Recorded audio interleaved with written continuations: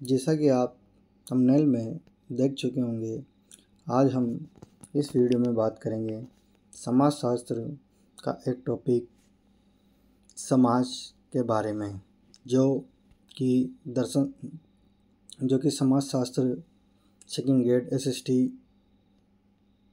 के सिलेबस में शामिल है। तो शुरू करते हैं।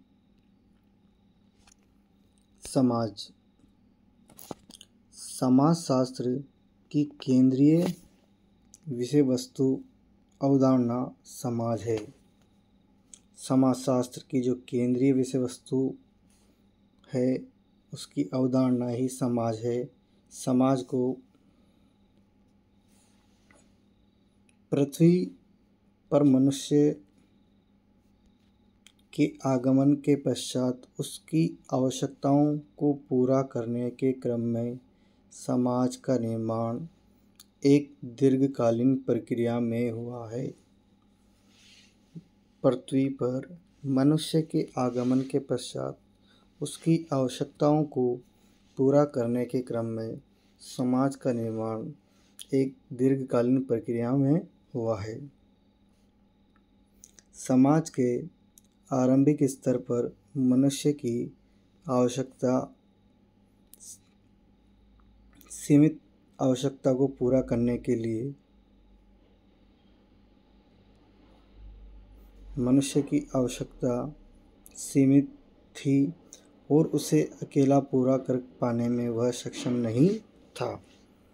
अतः उसने आवश्यकताओं को पूरा करने के लिए अर्थपूर्ण या उद्देश्यपूर्ण व्यवहार किया, अर्थात सामाजिक क्रिया के द्वारा उसने आवश्यकताओं को पूरा करने का प्रयास किया। उसकी सामाजिक क्रिया अनुरूप भी किसी अन्य व्यक्ति ने उसे प्रतिक्रिया दी, जिससे सामाजिक अंतःक्रिया संपन्न हुई। सामाजिक अंतःक्रिया सामाजिक संबंधों का निर्माण किया, जिसके कारण समाज की उत्पत्ति हुई। सामाजिक अंतःक्रिया के सामाजिक संबंधों का निर्माण किया, जिसके कारण समाज की उत्पत्ति हुई। स्पष्ट है कि समाज का निर्माण मनुष्य की आवश्यकताओं को पूरा करने में संपन्न सामाजिक अंतःक्रिया का परिणाम है। समाज का निर्माण और मनुष्य की आवश्यकताओं को पूरा करने में संपन्न सामाजिक अंतःक्रिया का परिणाम है। प्रारंभ में मानव की आवश्यकताएं सीमित थी, अतः सीमित अंतःक्रिया के कारण कुछ समूह, संस्था, संगठन, समिति आदि का निर्माण हुआ। प्रारंभ में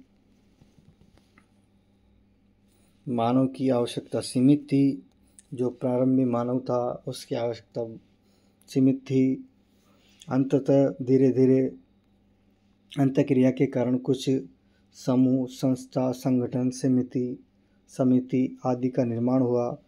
परंतु जैसे जैसे मानव की आवश्यकता बढ़ती गई, उसी के अनुरूप विभिन्न समूहों, समस्याओं, आवश्यकता बढ़ती गई, उसी के अनुरूप समूहों को समाज कहा जाता है।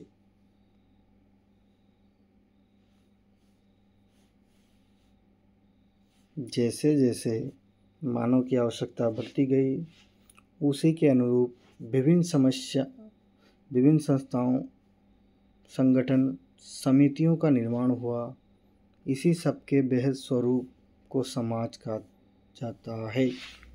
मनुष्य की आवश्यकता के अनुसार विभिन्न संस्थाओं, संगठन, समितियों का निर्माण हुआ। इसी के बृहद स्वरूप, विस्तारित स्वरूप को समाज कहा जाता है। सामान्यतः समाज सामाजिक संबंधों के जाल को कहा जाता है। समाज है मनुष्य के सामाजिक संबंधों के जाल को समाज कहा जाता है।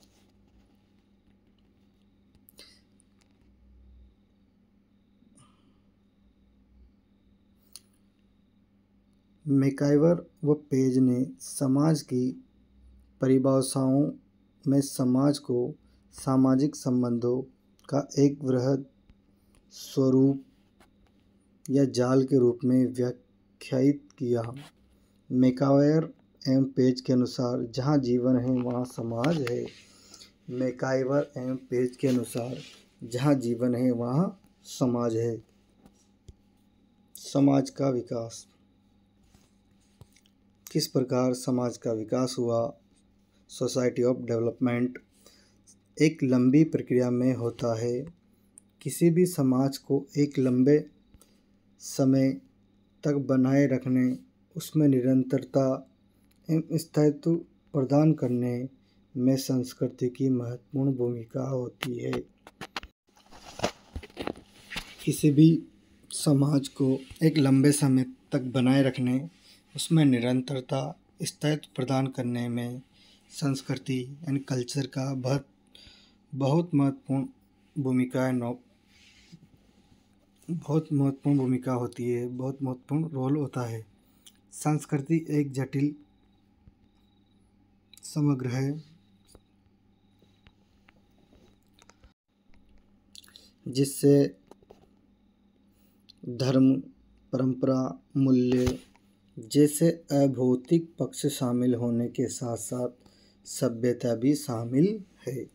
संस्कृति एक जटिल शब्द है जिसमें धर्म, परंपरा, मूल्य जैसे अभौतिक पक्ष शामिल होने के साथ साथ सभ्यता भी शामिल है। संस्कृति पीढ़ी दर पीढ़ी स्थानांतरण होती है।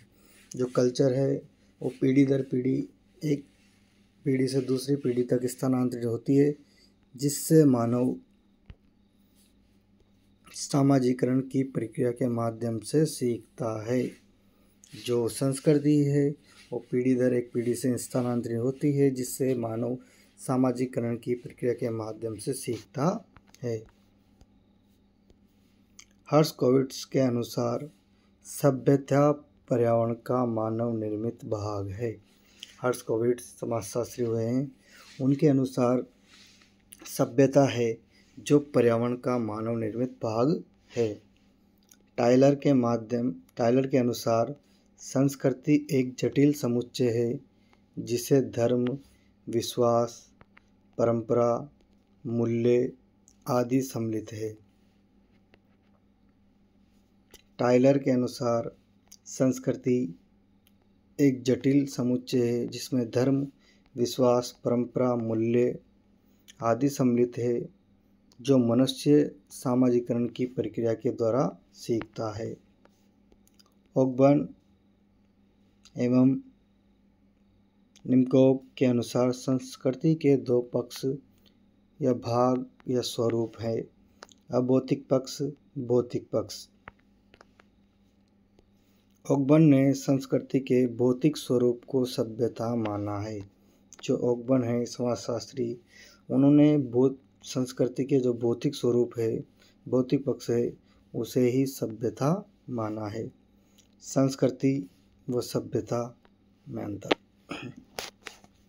जो संस्कृति होती है वो अभौतिक तथा भौतिक पक्ष शामिल होते हैं। जो संस्कृति है, कल्चर है, उसमें भौतिक पक्ष और अभौतिक पक्ष दोनों पक्ष शामिल होते हैं, जबकि सभ्यता में सिर्फ भौतिक पक्ष शामिल होता है।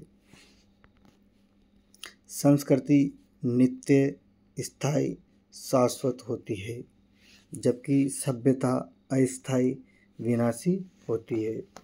यानी संस्कृति का विनाश नहीं होता, यह स्थायी होती है, लेकिन जो सभ्यता है अस्थायी या विनाशी होती है। जैसे हड़प्पा सभ्यता, सिंधु घाटी सभ्यता, ये क्या है?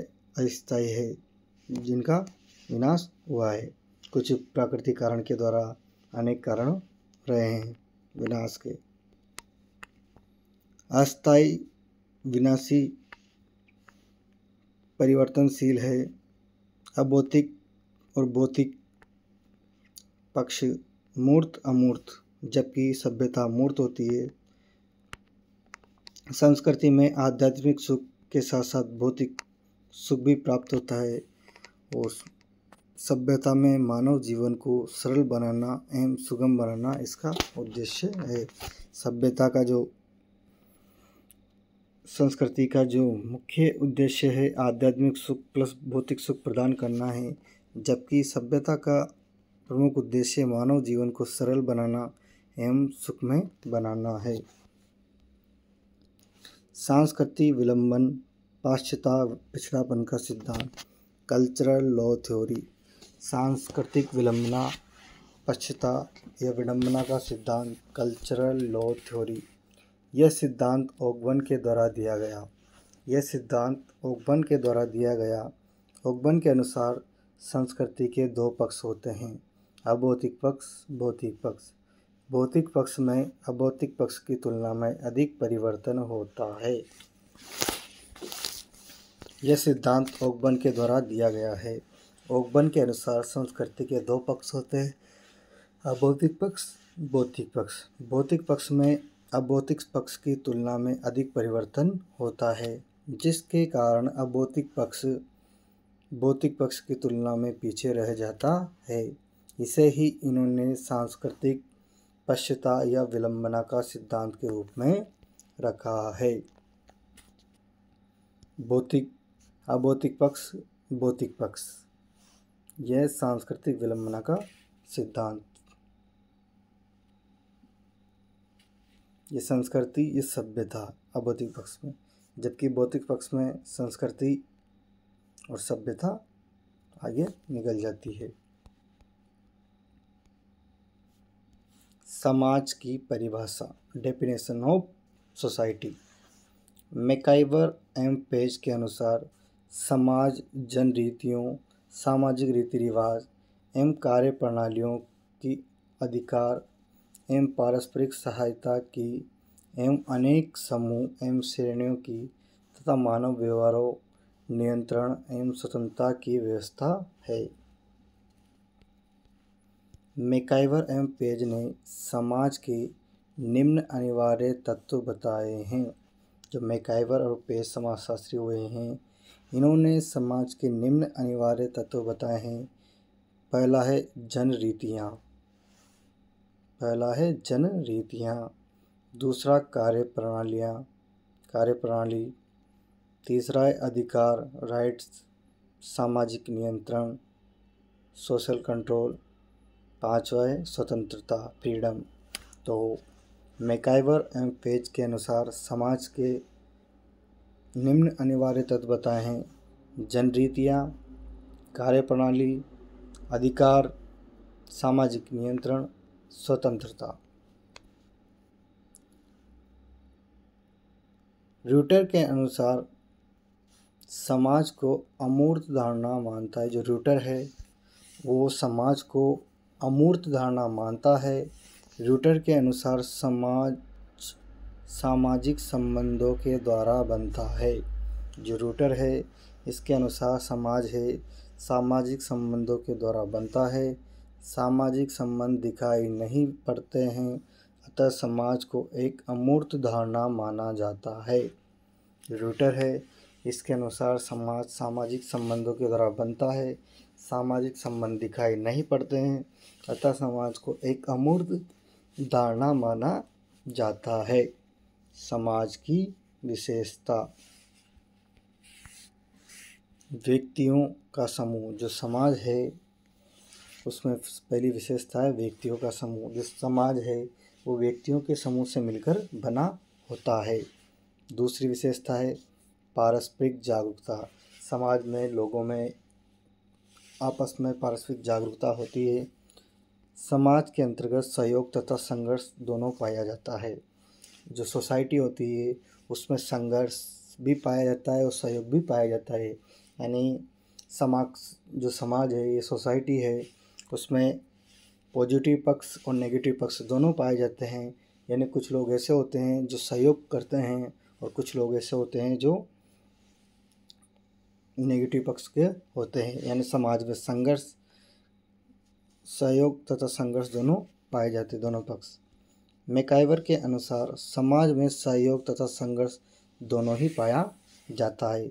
समाज संघर्ष से कटा हुआ सहयोग है। समाज में समानता तथा असमानता दोनों पाई जाती है। जो समाज है, सोसाइटी है, उसमें समानता तथा असमानता दोनों पाई जाती है। विचार मानसिकता समाज में अपेक्षाकृत संगत पाया जाता है। समाज परिवर्तनशील है। समाज परिवर्तनशील है। समाज सिर्फ मनुष्य तक सीमित नहीं है, बल्कि अन्य जीव जंतु का भी समाज है। समाज है जो सिर्फ मनुष्य तक सीमित नहीं है, बल्कि अन्य जीव जंतु का भी समाज है। मैकाइवर के अनुसार मानव के अलावा भी अन्य जीव जंतु का भी समाज होता है। मानव के अनुसार मनुष्य भी अन्य जीव जंतुओं का समाज होता है। उन्हें उदाहरण के रूप में मधुमक्खी एवं समाज की व्यवस्था की है। समाज के सदस्यों में प्रत्यक्ष तथा अप्रत्यक्ष सामाजिक संबंध या अंतःक्रिया पाई जाती है। जो समाज के सदस्य हैं उसमें प्रत्यक्ष तथा अप्रत्यक्ष सामाजिक संबंध या अंतःक्रिया पाई जाती है। समाज की परिभाषा, डेफिनेशन ऑफ सोसाइटी। समाज किसी क्षेत्र में निवास करने वाले लोगों का समूह है। जो सोसाइटी है किसी क्षेत्र में निवास करने वाले लोगों का एक समूह है जो सामाजिक संबंधों के आधार पर एक दूसरे से प्रत्यक्ष तथा अप्रत्यक्ष रूप से जुड़े होते हैं। समाज किसी क्षेत्र में निवास करने वाले लोगों का समूह है जो सामाजिक संबंधों के आधार पर एक दूसरे से प्रत्यक्ष तथा अप्रत्यक्ष रूप से जुड़े होते हैं, जिनकी साझी संस्कृति एवं मूल्य व्यवस्था होती है। उसे क्या कहते हैं? समाज कहते हैं। ये समाज कहलाता है। एक समाज 1970 के बाद समाजशास्त्र में समाज के स्थान पर एक समाज की अवधारणा अधिक लोकप्रिय हुई। जो एक समाज है उसकी अवधारणा समाजशास्त्र में 1970 के बाद अधिक लोकप्रिय हुई। इसका तात्पर्य है कि एक समाज से तात्पर्य है किसी निश्चित भौगोलिक क्षेत्र में निवास करने वाले लोगों के समूह से है। यानी पर्टिकुलर एरिया में निवास करने वाले लोगों के समूह से है जो सामाजिक सांस्कृतिक जीवन से अधिक निकट पाए जाते हैं, जिनकी साझी संस्कृति तथा मूल्य व्यवस्था हो। उन्हें एक समाज के रूप में व्यवस्थित किया जाता है। एक समाज की विशेषता, जो एक समाज है उसकी विशेषता निश्चित भौगोलिक सीमा उपस्थित होती है। सदस्यों के मध्य भावात्मक लगाव अधिक होता है। अपेक्षाकृत मूर्त है। अपेक्षाकृत संगठित होता है। अपेक्षाकृत सहयोग पर आधारित है। सदस्यों के मध्य प्रत्यक्ष अंतःक्रिया अधिक होती है। समस्या समरूपता सजातीयता कम होती है। समाज व एक समाज में अंतर। समाज अमूर्त होता है जबकि एक समाज अपेक्षाकृत मूर्त होता है।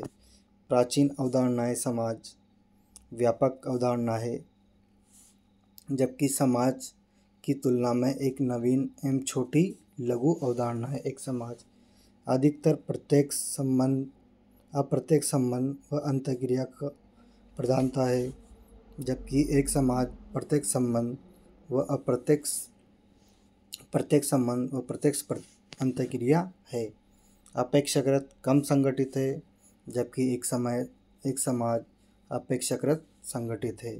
भावात्मक लगाव कम है, जबकि एक समाज में भावात्मक लगाव अधिक होता है। इसके अंतर्गत विभिन्न संगठन समूह संस्थाओं समितियों उपस्थिति। इसमें एक समाज में अपेक्षाकृत समूह संस्था समिति संगठन समिति कोई विशिष्ट नाम नहीं है, जबकि इसमें विशिष्ट नाम है।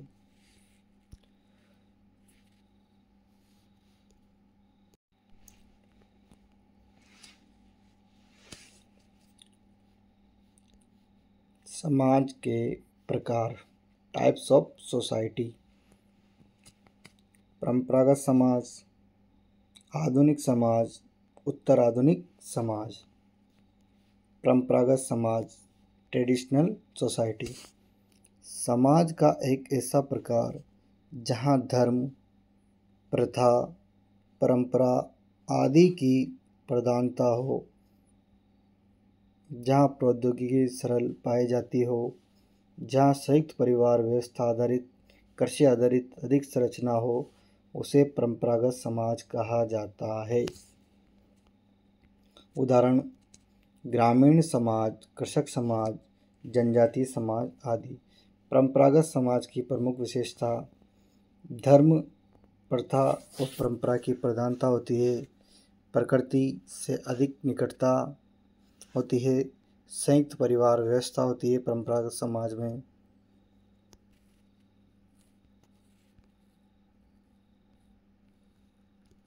कृषि प्रधान आर्थिक संरचना होती है, श्रम विभाजन या सामाजिक स्तरीकरण की इकाई वर्ण व्यवस्था, विवाह को एक धार्मिक संस्कार के रूप में माना जाता है। परंपरागत समाज में सदस्यों के मध्य सामाजिक अंतःक्रिया एवं भावनात्मक लगाव अधिक होता है। वह समाज बंद समाज, क्योंकि जहाँ सांस्कृतिक सामाजिक गतिविधियाँ व संपर्क सीमित, जीवन निर्वाह हेतु कृषि कार्य अधिक।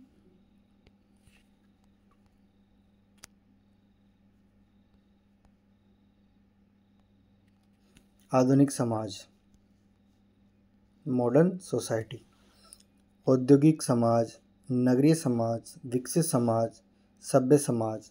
जो मॉडर्न सोसाइटी है इसको विभिन्न नामों से जाना जाता है: औद्योगिक समाज, इंडस्ट्री सोसाइटी, नगरीय समाज, विकसित समाज, डेवलप्ड सोसाइटी, सभ्य समाज। औद्योगिक समाज की अवधारणा सेंट साइकन ने प्रस्तुत की। जो औद्योगिक समाज है इसकी जो अवधारणा है सेंट साइकन ने प्रस्तुत की कि आधुनिक समाज से तात्पर्य ऐसे समाज जहाँ तर्क बुद्धि विज्ञान की प्रधानता हो, जहाँ तर्क बुद्धि विज्ञान की प्रधानता हो, जहाँ तकनीकी का अधिक विकास, जहाँ कृषि के साथ साथ अन्य उद्योगों की भी उपस्थिति हो, जहाँ आधुनिक मूल्यों, समानता, न्याय, स्वतंत्रता आदि का प्रचलन हो, उसे आधुनिक समाज कहा जाता है। आधुनिक समाज की विशेषता: तर्क बुद्धि चिंतन एवं विज्ञान पर आधारित, तकनीकी मामले में अधिक विकसित समाज, श्रम विभाजन एवं सामाजिक स्तरीकरण, वर्ग आधार पर, परिवार का महत्व गिरावट,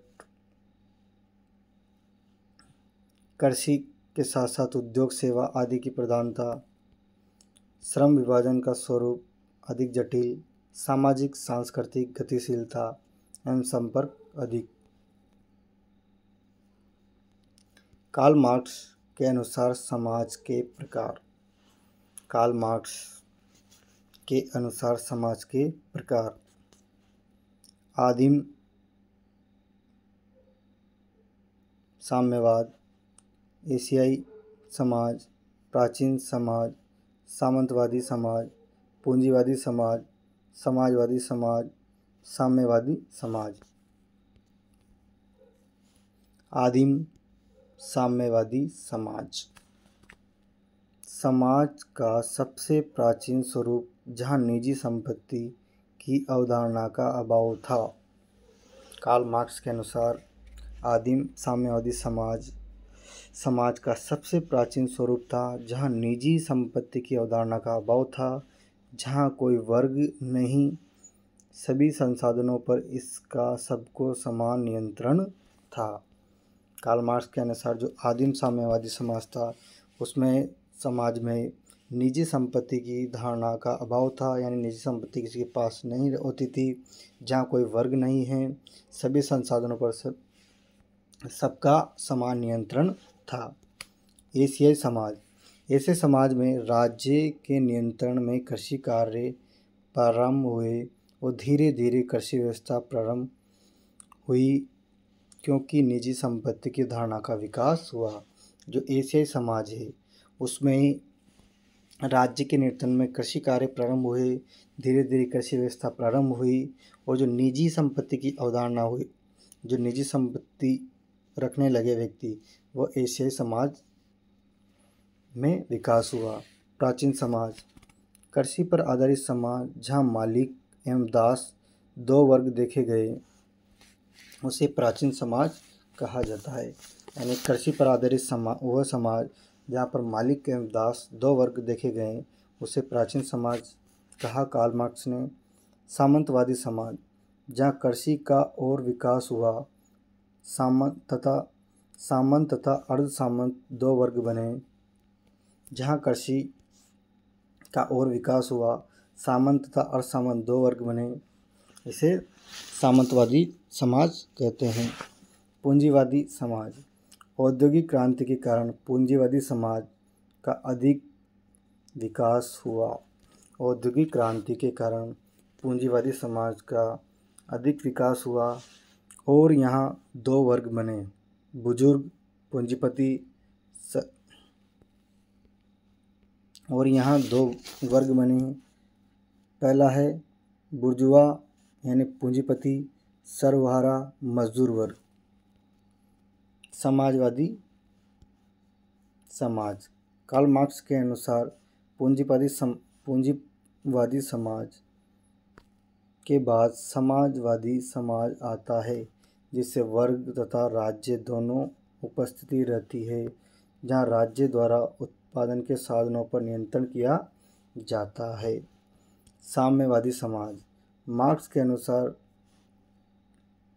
यह ऐसा समाज होगा जहाँ राज्य तथा वर्ग दोनों अनुपस्थित होंगे, कोई भी असमानता, शोषण एवं अन्याय नहीं होगा। दुर्खिम के अनुसार समाज के प्रकार। इमाइल दुर्खिम के अनुसार समाज के प्रकार। दुर्खिम ने सदस्यों के मध्य एकता के आधार पर, इमाइल दुर्खिम है, उन्होंने सदस्यों के मध्य एकता के आधार पर समाज के दो प्रकार की चर्चा की है। पहला है यांत्रिक एकता, सावी एकता। पहली है यांत्रिक एकता। ऐसे समाज में सदस्यों के मध्य भावनात्मक लगाव अधिक पाया जाता है। समाज को अत्यधिक महत्व प्रदान किया जाता है। कोई भी अपराध समाज के विरुद्ध अपराध माना जाता है, अतः अपराध के लिए दमनकारी कठोर कानून उपस्थित रहते हैं, जैसे हाथ के बदले हाथ। यांत्रिक एकता में ऐसे समाज में सदस्यों के मध्य भावनात्मक लगाव अधिक पाया जाता है, यानी इमोशनल अटैचमेंट ज़्यादा होता है। समाज को अत्यधिक महत्व प्रदान किया जाता है।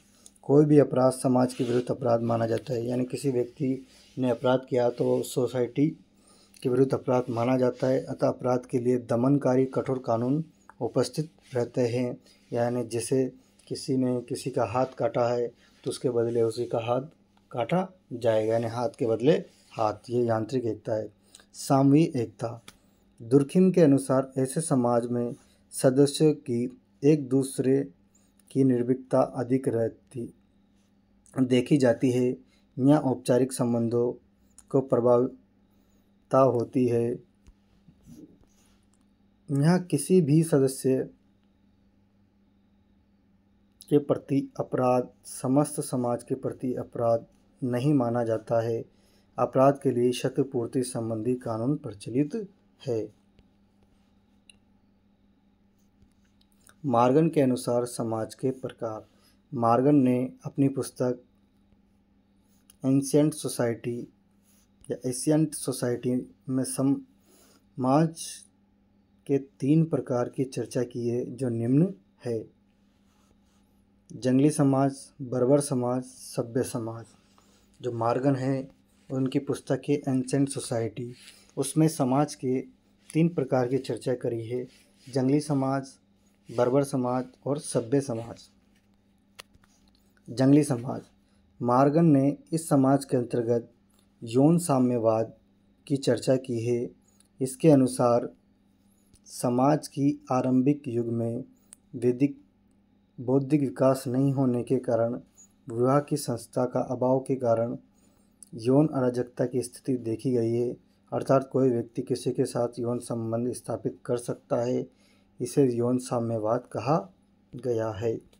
जो जंगली समाज है, इसमें मार्गन ने बताया है कि इसके अंतर्गत यौन साम्यवाद की चर्चा की गई है। इसके अनुसार समाज का आरंभिक युग में बौद्धिक विकास नहीं होने के कारण, विवाह की संस्था का अभाव के कारण यौन अराजकता की स्थिति देखी गई है। यानी विवाह नाम की कोई प्रथा प्रचलित नहीं थी। अर्थात कोई भी व्यक्ति किसी के साथ यौन संबंध स्थापित कर सकता था। इसे यौन साम्यवाद कहा जाता है। बर्बर समाज। मार्गन के अनुसार जंगली समाज के पश्चात बर्बर समाज आया, जिसमें निजी संपत्ति की धारणा का विकास हुआ। यहाँ कृषि का विकास हुआ। संपत्ति पर नियंत्रण हेतु कई संघर्ष, युद्ध, हिंसात्मक गतिविधियाँ इस युग में देखी गई। सभ्य समाज। मार्गन ने सभ्य युग का प्रारंभ कागज की खोज के आविष्कार से मानता है। जो मार्गन है वो सभ्य समाज का प्रारंभ कागज की खोज के आविष्कार से मानता है। एंथोनी गिडेंस समाज के 7 प्रकार बताए हैं। जो एंथोनी गिडेंस है, उसने समाज के 7 प्रकार बताए हैं। शिकारी समाज या भोजन संग्रह, कृषक समाज, पशुपालक समाज, परंपरागत समाज, प्रथम दुनिया का समाज, द्वितीय दुनिया का समाज, तृतीय दुनिया का समाज। एंथोनी गिडेंस ने समाज के 7 प्रकार बताए। शिकारी समाज, भोजन संग्रह, कृषक समाज, पशुपालक समाज, परंपरागत समाज, प्रथम दुनिया का समाज, द्वितीय दुनिया का समाज, तृतीय दुनिया का समाज। शिकारी समाज। समाज का आरंभिक स्वरूप जहाँ कोई भी संस्था का उद्भव नहीं, जहाँ व्यक्ति शिकार पर आधारित होकर अपना जीवन निर्वाह करता है। कृषक समाज। कृषक के विकास के कारण ऐसे समाज की उत्पत्ति जहाँ कृषि जीवन निर्वाह का प्रमुख साधन बना। अर्थव्यवस्था का स्वरूप सरल था और समाज के सभी सदस्य मिलजुल कर कृषि कार्य करते थे। पशुपालक समाज। समाज का वैसा स्वरूप जहाँ कृषि के साथ साथ पशुपालक जीवन निर्वाह के साधन भी बने। परंपरागत समाज। वैसा समाज जहाँ धर्म प्रथा परंपरा की प्रधानता के साथ साथ राज्य का स्पष्ट स्वरूप देखा गया है, उसे परंपरागत समाज कहते हैं। प्रथम दुनिया का समाज। 18वीं सदी के पश्चात विशेषकर औद्योगिक क्रांति ऐसे समाज का विकास हुआ जहाँ तर्क, बुद्धि एवं विज्ञान पर आधारित मानसिकता, सोच का निर्माण संभव हो, जहाँ कृषि के साथ साथ उद्योग धंधों का भी विकास अधिक हुआ है। मुख्य रूप से गिडेंस पश्चिमी यूरोप के समाज को इसमें शामिल करते हैं। द्वितीय दुनिया का समाज। गिडेंस ने दूसरी दुनिया के समाज के अंतर्गत मुख्यतः समाजवादी देशों के समाज को शामिल किया है। जो गिडेंस है, उसने द्वितीय दुनिया के समाज के अंतर्गत समाजवादी देशों के समाज को शामिल किया गया है।